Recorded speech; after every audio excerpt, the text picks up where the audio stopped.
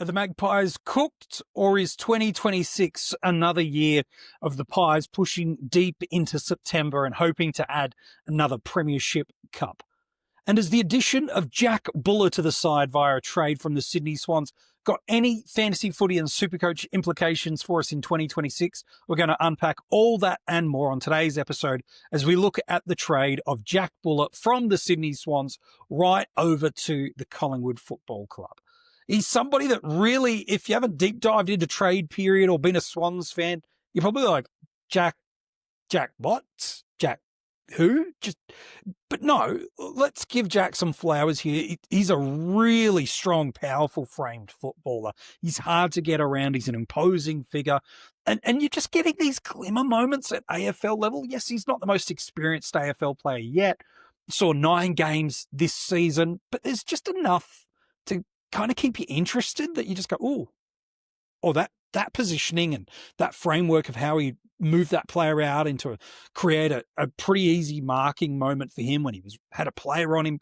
Oh, the way he converted that shot on goal, the way he positioned himself to create an outlet opportunity. There's just enough moments at the AFL level, and it's clearly why Collingwood have gone after him, where they go, but there's something here that's going to keep us a little bit interested. But what does this mean before we talk about the Pies? What does this mean for the team he's departed? Well, he's been a part of that key position forward rotation that since Buddy departed, they've been desperately trying to find a new guy, or at least a combination of guys that have some height, that can create some avenues to goal and can create opportunities for the likes of Papley to be able to, if they're not going to mark it, to be able to get him involved in the game. So it's been him, Buller, that is him, not Papley as at all. It's been McLean, it's been Amadi, it's been McDonald, and a combination of those guys, whether it be injury, suspension, or whatever it is, it's just not worked for them.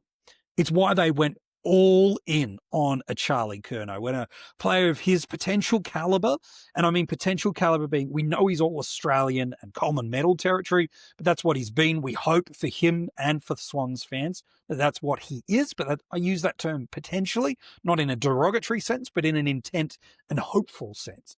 But with Charlie coming into that side, the writing was kind of on the wall for Jack anyway, that he was going to be a bit part player. And that seemed like they just couldn't get it right. Now they've locked into Charlie, they're locked into Papley, and now they're just going to build the rest of the forward line around those core two, which is understandable. So I don't think for the Swans it's a huge loss. A little bit of depth is out of the team from a height perspective, but I'm sure they'll be trying to recreate that either through a draft or a supplementary player pick, or even at some points through the preseason last year, they were trying to turn Tom McCartan into a forward. They've gone and got a Jai Sarong who can play a key position back role. So maybe that's how they're looking to use him. Who knows? We'll have to wait and see through the off-season. What does this mean for Collingwood? Well, clearly he's left for opportunities, and Collingwood have got 2 fairly big vacancies in their forward line. The main one being a Brody Myercheck, who's been a staple, always there guy. He's now out. He's now a part of the Melbourne Football Club. And while he's not a part of the best 23, or at least in 2025, the delisting of Mason Cox has meant that there's a need for some height that can come into this Collingwood forward line a little bit. So much of their forward line is built around one specific player in a Jamie McDonald. And look, understandably so. He's elite in the air. He's deadly when he gets a chance to take a shot at goal. And when he gets a half second of space between him and his oppo defender, he just absolutely cooks him. He's one of the most enjoyable medium forwards in terms of height to be able to watch in the game.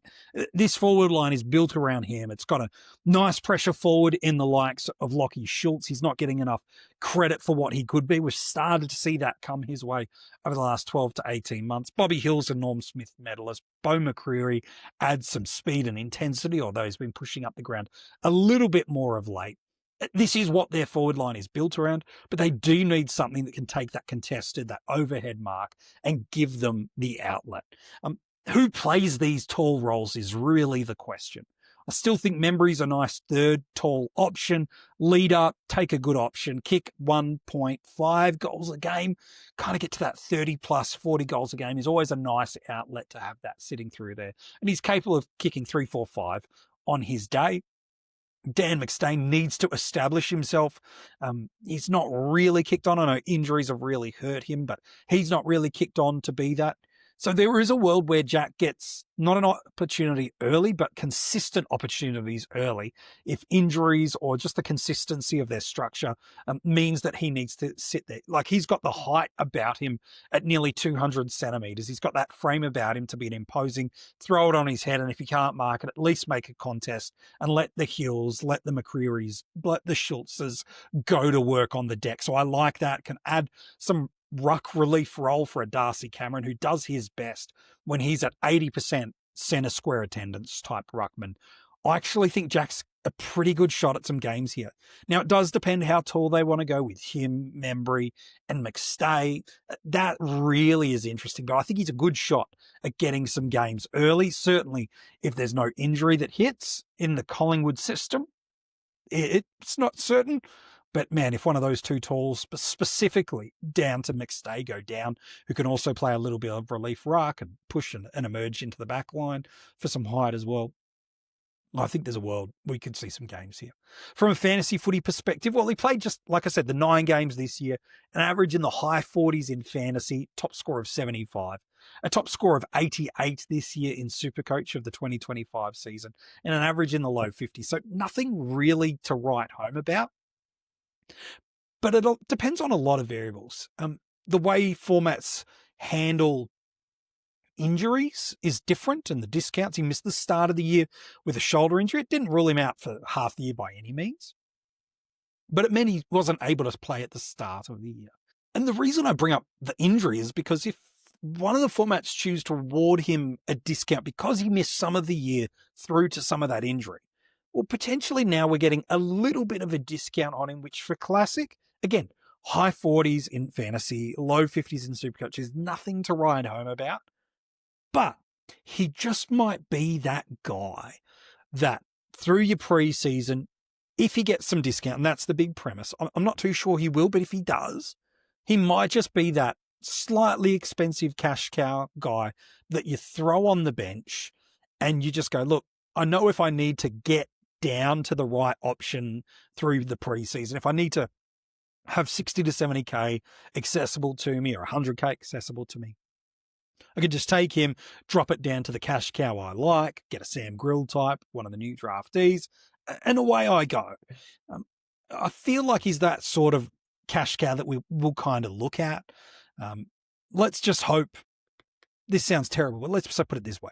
Let's just hope we don't need a key position ruck forward as our cash cow rookie this year. I think we're going to get some pretty exceptional value options with some health and some roles. Guys like Philippo, Flanders, just a couple of Saints right there. Dev Robertson, if he gets picked up like it's been rumoured that he will, as a delisted free agent at West Coast. There are 3 great value options. So we might not need it. But if you do need a little bit of value in the forward line, just something that you can kind of drop down to. I don't mind him as kind of that pre-season absolute star that you go, I'll have him and then I'll go when I need to once something lands.